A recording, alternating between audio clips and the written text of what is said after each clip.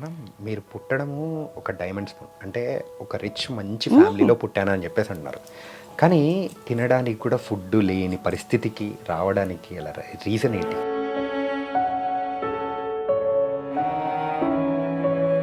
13 years తర్వాత నేను ఇంకొకరిని మ్యారేజ్ చేసుకున్నాను. ఒకసారి మీ ఇన్‌స్టాగ్రామ్ ప్రొఫైల్ ఒకసారి చూస్తే డిఫరెంట్‌గా రీల్స్ అనేది కూడా చేయడం అనేది కూడా ఒక హాబీగా స్టార్ట్ అయిందా మీకు? ఈరోజు ఖాళీగా ఉన్నాను అనుకుంటే కొంచెం ఫ్రీ టైం ఉంది అంటే మంచి కామెడీ కానీ కాన్సెప్ట్ కానీ ప్లాన్ చేసుకొని ఆ రోజు ఒక 2-3 చేసేస్తాను. ఇట్లా డిఫరెంట్ కాన్సెప్ట్స్‌తో చేసుకుంటూ సో సినిమా అవకాశం కొట్టేశారు.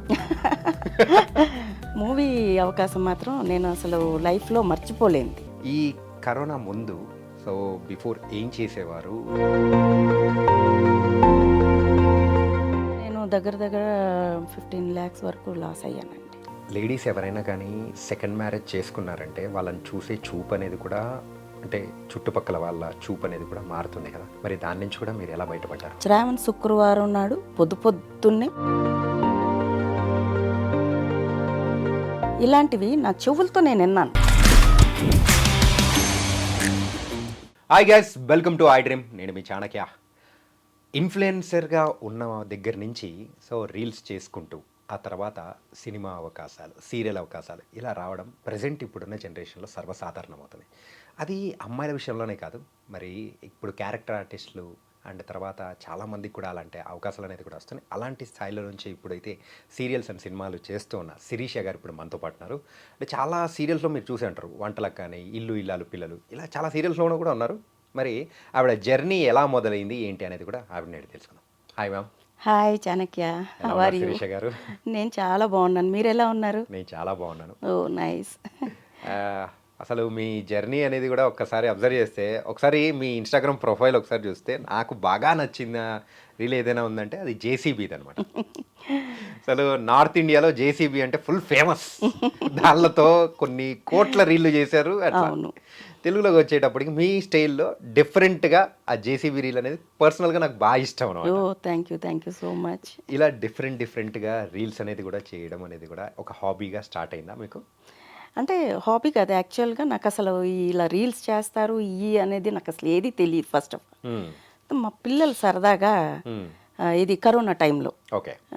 బోర్ ఫీల్ అవ్వకుండా అమ్మ ఇలా ఒక టిక్ టాక్ అనేది ఉంది ఒకటి, చాలా బాగుంది అని చెప్పి నా చేత ఒక యాప్ ఓపెన్ చేయించి దీనిలో ఇలా చేస్తారు అన్నీ చూపించి సరదాగా చేద్దాందా అని వాళ్ళతో ఒక 2-3 చేసేటప్పుడు నాకు నేనేనా ఏంటి ఇలా చేస్తున్నాను ఒక ఫీల్ బాగుంది, ఇదేదో టైం పాస్. అలా స్టార్ట్ చేసిన జర్నీ అది. ఓకే. అలా స్టార్ట్ చేసి అలా అలా అలా అలా ఎక్కడి నుంచో ఎక్కడికో. అంటే మీ ఇన్స్టాగ్రామ్ ఫాలోవర్స్ కూడా చూసుకుంటే సుమారు 80,000 మంది. అమ్మ, అంత ఈజీ కూడా కాదు. 80,000 మందిని సంపాదించుకున్నారంటే రోజుకి ఎన్ని రీల్స్ చేస్తూ ఉంటారు ఇట్లా డిఫరెంట్గా? అట్లా ఏం లేదు, రోజుకి అలా అని ఏం లేదు. నేను ఈరోజు ఖాళీగా ఉన్నాను అనుకుంటే కొంచెం ఫ్రీ టైం ఉంది అంటే మంచి కామెడీ కానీ కాన్సెప్ట్ కానీ ప్లాన్ చేసుకొని ఆ రోజు ఒక 2-3 చేసేస్తాను. లేదు అలా కాదు అనుకుంటే ఆ టైంకి సడన్గా ఏదైనా మంచి థాట్ వస్తే ఖాళీగా ఉంటే మాత్రం చేసేస్తాను. అయితే పెట్టడం మాత్రం రీల్స్ డైలీ 1 or 2 అంతే. ఓకే. అట్లా డిఫరెంట్ కాన్సెప్ట్స్తో చేసుకుంటూ సో సినిమా అవకాశం కొట్టేశారు. మూవీ అవకాశం మాత్రం నేను అసలు లైఫ్లో మర్చిపోలేనిది. ఓకే. అంటే నేను కూడా ఊహించండి.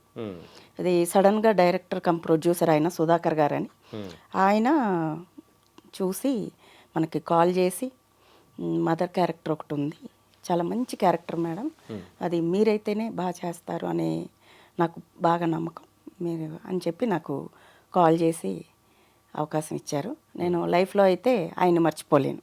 ఓకే. ఎందుకంటే మనం అడుగు పెట్టడం అది ఇక చాలా అన్నమాట, హ్యాపీ అండ్ ఊహించంది. అంటే ఉంది, కోరుకుండేది కానీ మనం వెళ్ళి వెతుక్కోవాలి కదా ఎక్కడైనా. కానీ మనకి ఫోన్ చేసి మనల్ని పిలిచి అనేటప్పటికీ అది చాలా హ్యాపీ అనిపించింది. మంచి మూవీ చేశాను, కాలగమనం అని.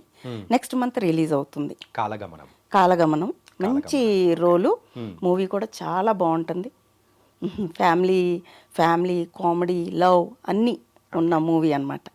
సో ఫస్ట్ మూవీ అవకాశమా లేకపోతే సీరియల్ అవకాశం? లేదండి, ఫస్ట్ మూవీ అవకాశం. ఫస్ట్ మనకి మూవీ ఛాన్సే వచ్చింది. ఆ మూవీ కంప్లీట్ అయ్యేటప్పటికి ఇంకా మనకి ఇక సీరియల్స్, మూవీస్ అన్నీ కాల్స్ రావటం మొదలెట్టింది. సరే ఏది వస్తే అది చేసుకుంటూ వెళ్తున్నా. ఇట్లా ఇదే చెయ్యాలి అది చేయకూడదు అనేది లేకుండా మూవీ డేట్స్ వస్తే ఇంకా అది చేసేస్తున్నాను. సీరియల్ది వస్తే డేట్స్ అడ్జస్ట్ చేసుకుంటూ ఇదైతే ఇది అదైతే అది ఏదొచ్చినా చేసుకుంటూ వెళ్తున్నాను.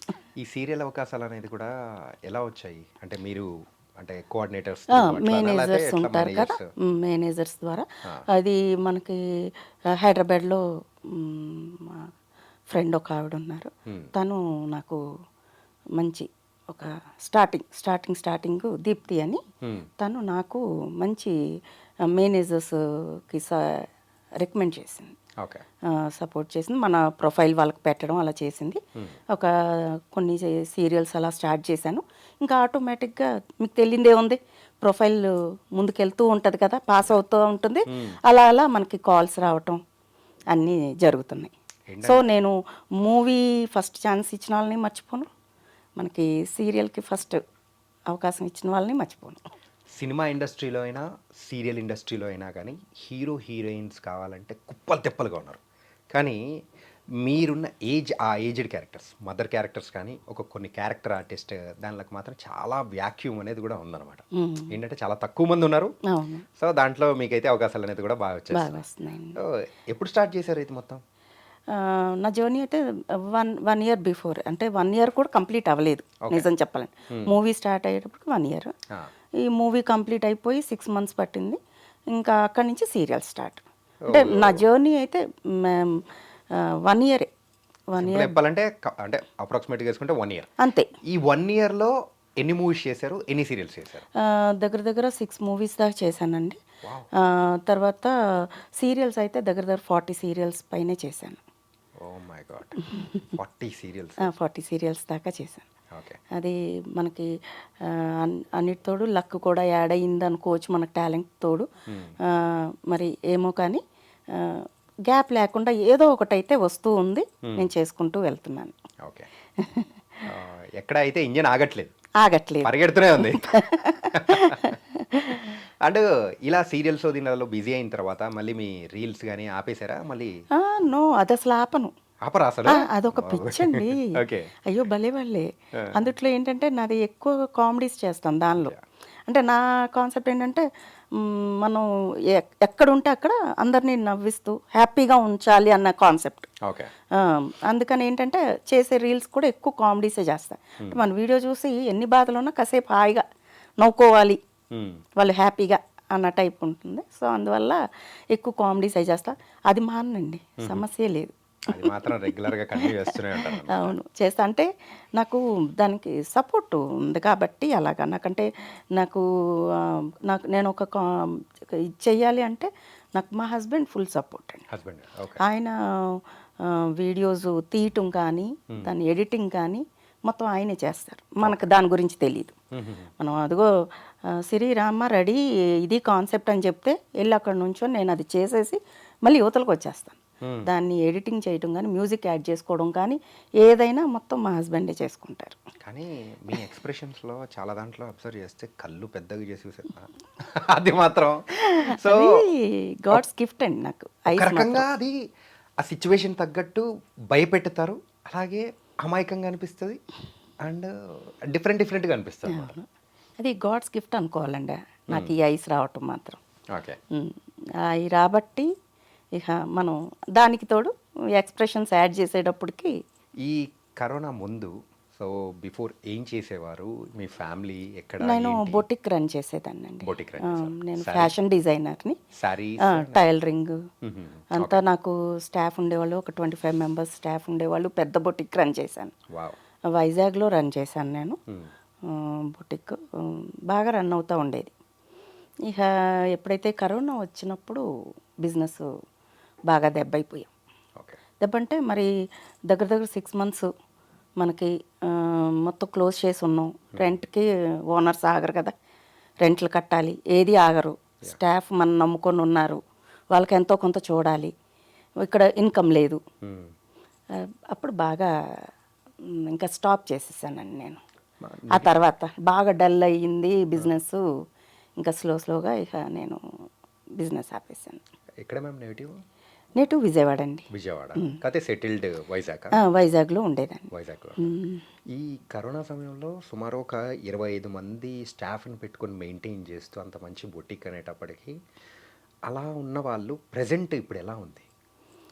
అంటే ప్రజెంట్ ఎలా ఉందంటే నార్మల్ బాగుంది. ఇప్పుడిప్పుడు ఇంకా మనకి కొంచెం మూవ్ ఆన్ అవుతున్నాం. అంటే ఆ బిజినెస్ దెబ్బ అనేది ఇంకా కోలుకోలేదా? లేదండి, ఇంకా కోలుకోలేదు. బాగా గట్టి దెబ్బ కూడా. అప్రాక్సిమేట్ ఎంతవరకు నష్టపోయి ఉంటారు? నేను దగ్గర 15 lakhs వరకు లాస్ అయ్యానండి. ఓకే. లాస్ అయ్యాను. కాకపోతే నో ప్రాబ్లం. అంటే ఎప్పుడు పాజిటివ్, నా ఆలోచన ఏంటంటే ఏదున్నా పాజిటివ్గానే ఆలోచిస్తాను. పాజిటివ్గానే ఏది ఏంటి అనేది, నిన్నటి రోజు వద్దు, రేపటిది ఏంటి అనేది వద్దు. ఈరోజు మనం ప్రశాంతంగా ఉన్నామా లేదా, హ్యాపీగా ఉన్నామా లేదా, ఇదొకటే చూసుకుంటాను. నా చుట్టూతో ఉన్న వాళ్ళకి కూడా నేను అదే చెప్తాను. సో ఆ మైండ్ సెట్ ఉంది కదా, ఏదైనా పాజిటివ్గా తీసుకుంటాను. ఆ పాజిటివ్నెస్సే నన్ను నడిపిస్తుంది.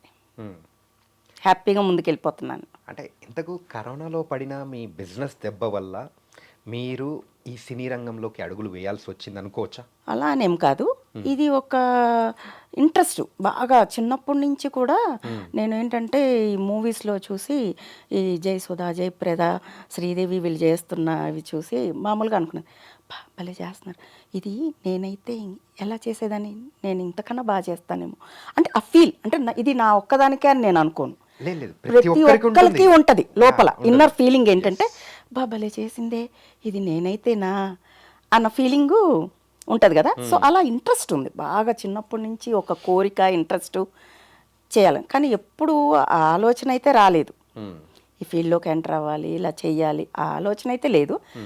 ఈ రీల్స్ ఇవన్నీ ఎప్పుడైతే స్టార్ట్ చేసి మనకి బాగా చేస్తున్నామో, అభిమానులు బాగా ఎక్కువ అయ్యారండి. ఈ రీల్స్ కానీ, టికీ యాప్ ఉన్నప్పుడు కానీ.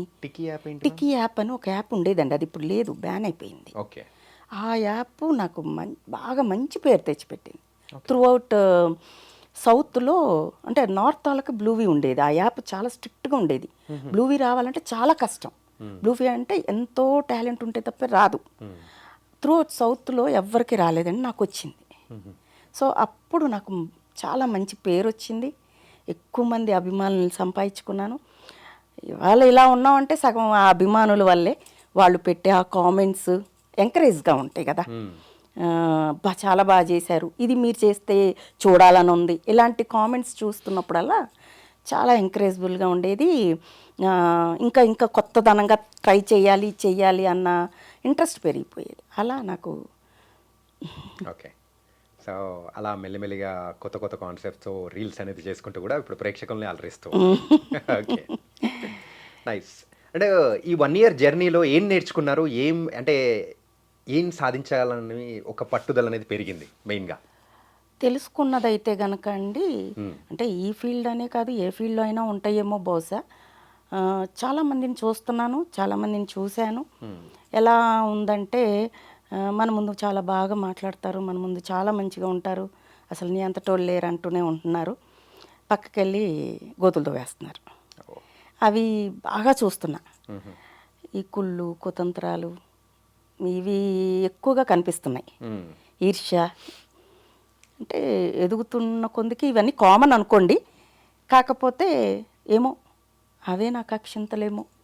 సో వాటి వల్లే నేను ఇంకా నాకు ఇలా అవకాశాలు వచ్చేసి నేను స్టెప్ బై స్టెప్ ఎదుగుతున్నానేమో అని అలా ఉంటుంది.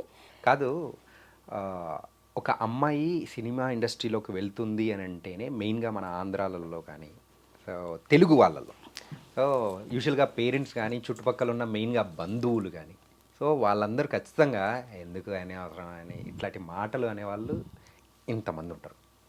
సో వాళ్ళందరినీ దాటుకొని సో ఇట్లా రీల్స్ చేస్తూ నెగిటివ్ వాళ్ళు ఉంటారు, పాజిటివ్ వాళ్ళు ఉంటారు. ఎప్పుడు మనం పాజిటివ్ తీసుకుంటే మనం దాని తగ్గట్టే వెళ్ళిపోతుంటాం. నెగిటివ్ అనే వాళ్ళు కూడా పక్కా ఉంటారు. సో బాధపడిన సందర్భాలు కానీ, ఇలాంటి బంధువులు కానీ ఇలా ఎదురయ్యాయా? చాలా ఫేస్ చేశాను. ఓకే. యాక్చువల్గా నేను గోల్డెన్ స్పూన్తో పుట్టాను. గోల్డెన్ స్పూన్ కూడా కాదు, డైమండ్ స్పూన్తో పుట్టాను. అలాగే చెప్పుకోవాలి, ఎందుకంటే నేను అలా పుట్టాను. ఓకే. కానీ చాలా చూశానండి.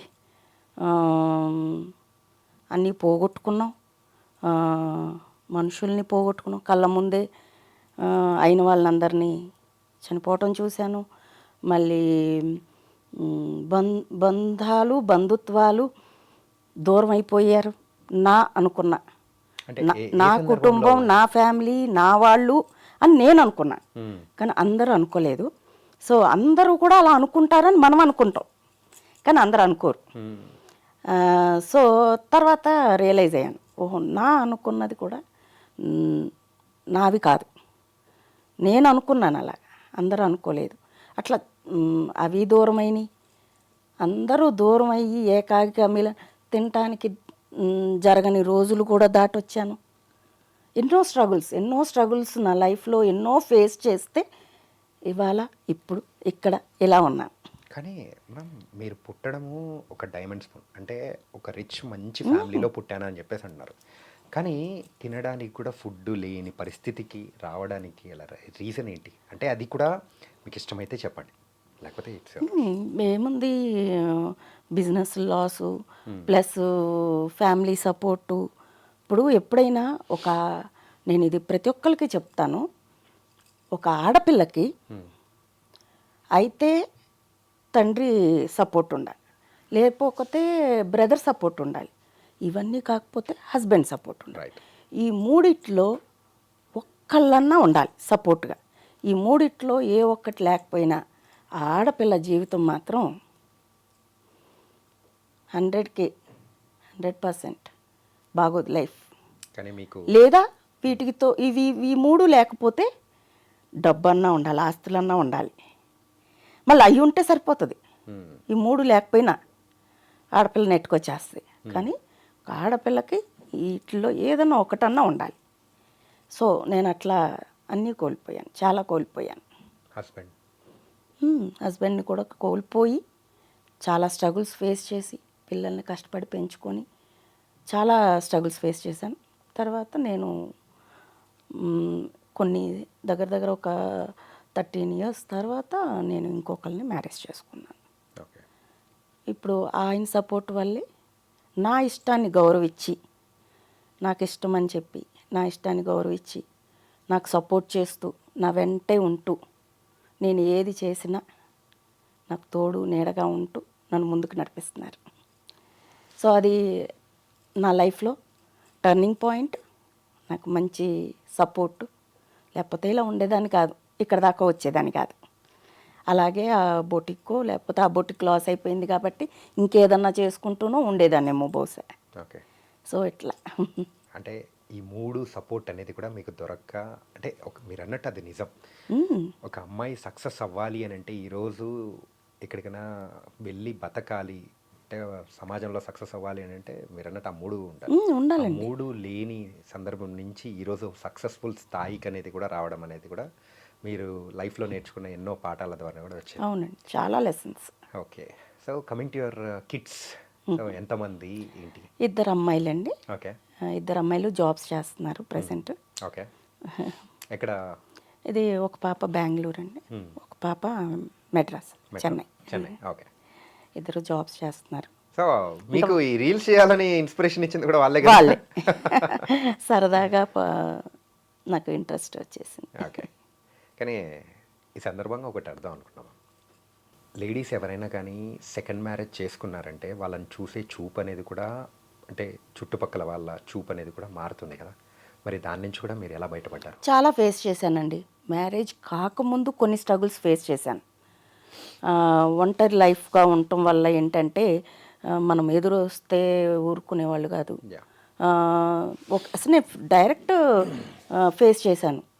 శ్రావణ శుక్రవారం నాడు పొద్దున్నే బయటకు ఎవడు రమ్మన్నాడేమని వచ్చింది ఎదురు. మాకు అప్పటి నుంచి మాకు బాగాలేదు. ఇలాంటివి నా చెవులతో నేను విన్నాను. అట్లా ఎన్నో, ఒకటి కాదు చెప్పుకుంటూ పోతే చాలా ఫేస్ చేశాను. అట్లా చాలా చాలా స్ట్రగుల్స్ ఫేస్ చేశాను. కానీ అలా అని మళ్ళీ మ్యారేజ్ చేసుకున్న తర్వాత ఏమైనా ఆగుతాయా? తప్పు. బంధువుల్లోనే అన్నారు చాలా తప్పు. మన ఇంట వంట ఉన్నాయా, ఇంక చచ్చేదాకా అలా ఉండాలి కానీ భర్త పోతే ఇంకో పెళ్లి చేసుకోవడం ఏంటి అన్నాళ్ళు ఉన్నారు. నాకైతే సపోర్ట్ అయితే ఎవరు రాలేదండి, తప్పనే అన్నారు. ఇవాళ అన్నవాళ్లే మళ్ళీ మన దగ్గరికి వస్తూ ఉన్నారు, మా వాళ్ళు అని అంటూ ఉన్నారు. చూస్తున్నారు, నా ఎదుగుదలను చూస్తున్నారు. యా, తప్పు అన్న వాళ్ళందరూ కూడా ఇవాళ నా ఎదుగుదల చూస్తున్నారు. హస్బెండ్ ఇచ్చే సపోర్టు చూస్తున్నారు, తోడుగా ఉండి. ఓకే. కానీ ఉండాలండి. నేను ప్రతి లేడీస్కి చెప్పేది ఏంటంటే, ఒకవేళ హస్బెండ్ ఏదన్నా పరిస్థితుల వల్ల దూరం అయినా, చనిపోయినా, డైవర్స్ అయినా, ఏదేమైనా కానీ ఇంకో మ్యారేజ్ చేసుకోవడం అయితే తప్పు కాదండి, తోడు కావాలండి. ఒంటరిగా అయితే ఆ మహిళ లైఫ్ని లీడ్ చేయలేరు, చాలా కష్టం. అది 2 కిడ్స్తో, 2 అమ్మాయిలతో లైఫ్ని లీడ్ చేయడం అంటే చాలా కష్టం, చాలా దెబ్బలు చాలా తగులుతూ ఉంటాయి. చేసుకోవాలి వాళ్ళు. నేనైతే ఇది చెప్తాను, చేసుకుంటేనే తోడు నీడ మంచి చెడు ఏదేమైనా కానీ సపోర్ట్ అనేది ఉండాలి పక్కన. ఇప్పుడు బాగున్నామండి, ఇప్పుడు అన్నీ బాగున్నాయి, సహకరిస్తున్నాయి బాడీ అంతా. ఫ్యూచర్ ఎలా ఉంటామో, హెల్త్ బాగోదు, మరి ఎవరు మనకి చూసేవాళ్ళు ఉండొద్దా? తోడు చూసుకోవడంలో తప్పులేదండి. నైస్.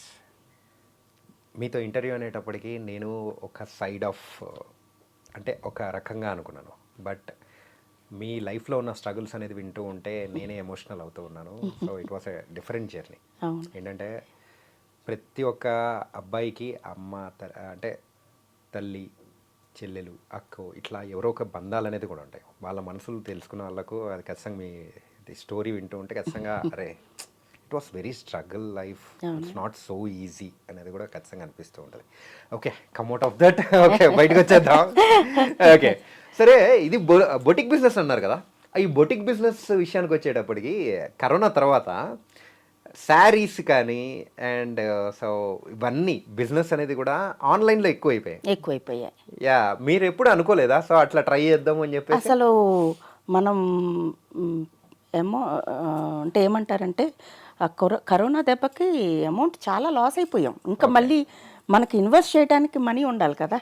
ఓకే. ఇప్పుడు అప్పుడు ఫ్యామిలీ నడవటం ఎలాగా, ఉన్న డబ్బులతోనో అప్పులు చేసో లాగాల్సిందే. ఫ్యామిలీ నడవాలి, స్టాఫ్ మనల్ని నమ్ముకొని ఉన్న వాళ్ళని వదిలేయలేము. వాళ్ళకి ఫ్యామిలీ ఉంది, ఇంట్లో ఉన్నారు, కరోనా టైంలో మనకి రావట్లే, వర్క్కి రారు, మరి వాళ్ళ ఫ్యామిలీ ఎలా నడుస్తుంది? మనల్ని నమ్ముకొని ఎన్నో సంవత్సరాల నుంచి ఉన్నారు స్టాఫ్, సో వాళ్ళని చూసుకోవాలి. సో ఇవన్నీ ఎక్కడి నుంచి వచ్చినాయి ఇన్కమ్? మనం మళ్ళీ తర్వాత ఎక్కడి నుంచి వస్తుంది మళ్ళీ బిజినెస్ కంటిన్యూ చేయడానికి? సో అలా బ్రేక్ పడిపోయింది. ఓకే, ఇన్వెస్ట్మెంట్ లేకే బ్రేక్ పడిపోయింది. అంటే ఇప్పుడు ఏమన్నా ఇప్పుడు మంచి ఇప్పుడు కొంచెం పాజిటివ్లోకి వస్తున్నారు కాబట్టి మనదంతా అన్ని దెబ్బలు తిని ఉన్నాం కదా, ఫుల్ మైండ్ అంతా పాజిటివ్ మైండ్, పాజిటివ్గా అన్ని పాజిటివే జరిగేవి కూడా అన్ని పాజిటివ్గానే జరుగుతున్నాయి. ఓకే. అంటే ఇలాంటి టైంలలో ఏమన్నా అట్లాంటిది ఏమన్నా మళ్ళీ ప్లాన్ ఏమన్నా ఉందా? లేదండి, ఏం లేదు, ఇంకా లేదు. హస్బెండ్ సపోర్ట్ ఉంది ఇప్పుడు కొంచెం. తర్వాత ఇప్పుడంతా కాన్సన్ట్రేషన్ అంతా దీని మీదే. అంటే ఒకటి అడగనా, సో నాకు పర్సనల్గా ఎక్స్పీరియన్స్ అయింది, మీకు కూడా సీరియల్స్ చూసేవాళ్ళు కొంతమంది లేడీస్ ఏంటంటే కట్టుకున్న శారీస్కో అంటే ఆ డ్రెస్సింగ్ గురించి కూడా చూస్తారని తెలుసా? యాక్చువల్గా బాగా చూస్తాం. అంటే వాళ్ళు చూస్తారని కాదు, మేమే చూస్తాం కదా. ఓకే. ఇప్పుడు నేనున్నాను, సపోజ్ రీల్సే చూడనివ్వండి, టీవీలో సీరియల్సే చూడనివ్వండి, మూవీసే చూడనివ్వండి, మేము లేడీస్కి మాకు అది పుట్టుకతో వచ్చిందండి. భలే వాళ్ళే, అది మేము డెఫినెట్లీ చూస్తాము. ప్రతిదీ, ఆ శారీ కట్టే స్టైలు, ఆ శారీ ఏంటి, ఆ కలర్ ఏంటి, అది ఎక్కడి నుంచి వచ్చింది, ఆ పెట్టుకున్న జ్యువెలరీ, హెయిర్ స్టైలు, ఆ గెటప్, టోటల్ ఇదే గెటప్ నాకెలా ఉంటుంది, మరి ఇవన్నీ ఊహించుకుంటాం కంపల్సరీ లేడీస్. నాకు పర్సనల్గా ఎక్స్పీరియన్స్ అయింది మా బంధువుల్లో అనమాట.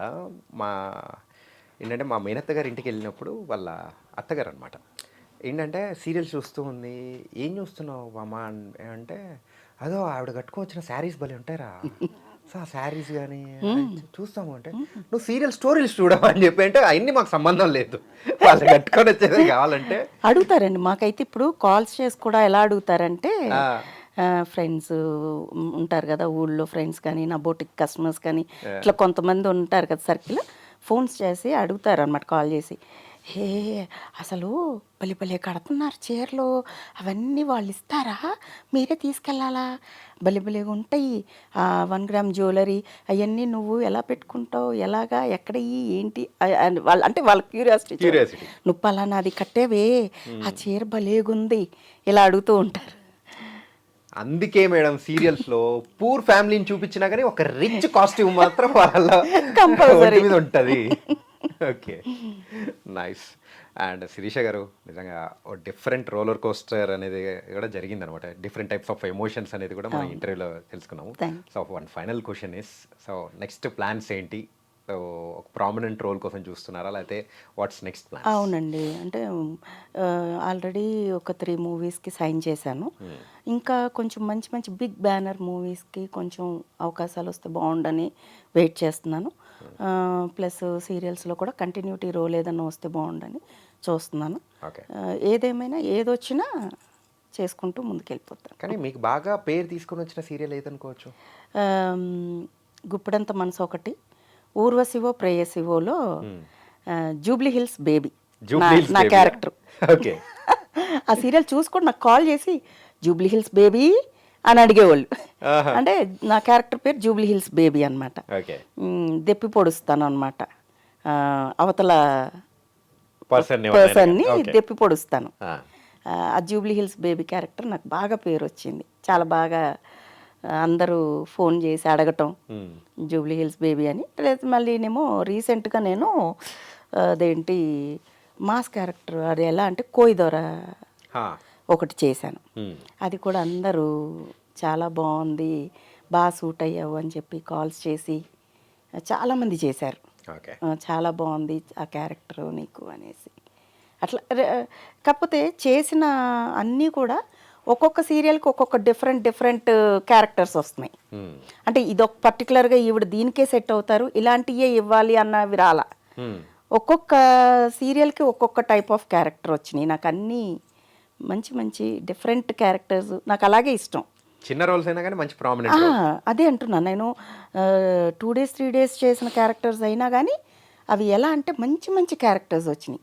అంటే నా మనసుకి ఎలా అయితే ఇష్టం, నాకు ఎలా ఉంటుందంటే ఆల్రౌండర్ అనిపించుకోవాలి, అన్నీ చేయగలదు, నవరసాల నటి అని అనిపించుకోవాలని ఒక కోరిక ఎప్పటి నుంచో ఉంది. అది నవరసాల నటి అనిపించుకోవాలి అంటే అన్నీ, ఇది ఇది ఇది చేయలేదు ఈవిడ అనుకోకూడదు, ఏదైనా చేస్తుందా ఈవిడ అనుకోవాలని. అందుకని నేను రీల్స్ కూడా మీరు గమనించారో లేదో అన్నీ ఉంటాయి, కామెడీ ఉంటాయి, ఎమోషన్ ఉంటుంది, అన్నీ మిక్స్ చేస్తానన్నమాట. అలాగే సీరియల్స్ కూడా నాకు అలాగే వచ్చినాయండి, గాడ్స్ గిఫ్ట్. అన్నీ డిఫరెంట్ రోల్స్. ఒకటి శివంగి సీరియల్లో అయితే అమ్మోరు క్యారెక్టర్ చేశాను. అట్లా ఇది అదేనేం లేదు. తనకైతే సో మీ పేరు శిరీష కంటే జూబ్లీహిల్స్ బేబీగా అందరికి బాగా గుర్తేమో. So nice Shirisha garu. So thank you for coming here and bold అనే విషయాలు అనేది కూడా మనం షేర్ చేసుకున్నాము. ఫ్యూచర్లో ఇంకా మంచి మంచి ప్రాజెక్ట్స్తో కూడా రావాలి, మమ్మల్ని ఇంకా బాగా ఎంటర్టైన్ చేయాలి. Thank you Chanakya, thank you so much. నేను కూడా మీ అందరికీ నాకు ఈ అవకాశం ఇచ్చినందుకు thank you so much. Thank you.